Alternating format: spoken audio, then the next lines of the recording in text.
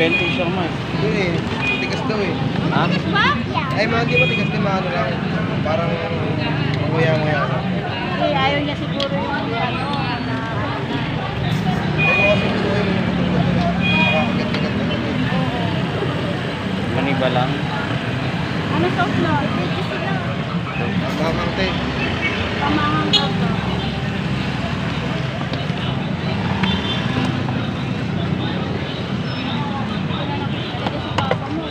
Sa ito yung umaga ko.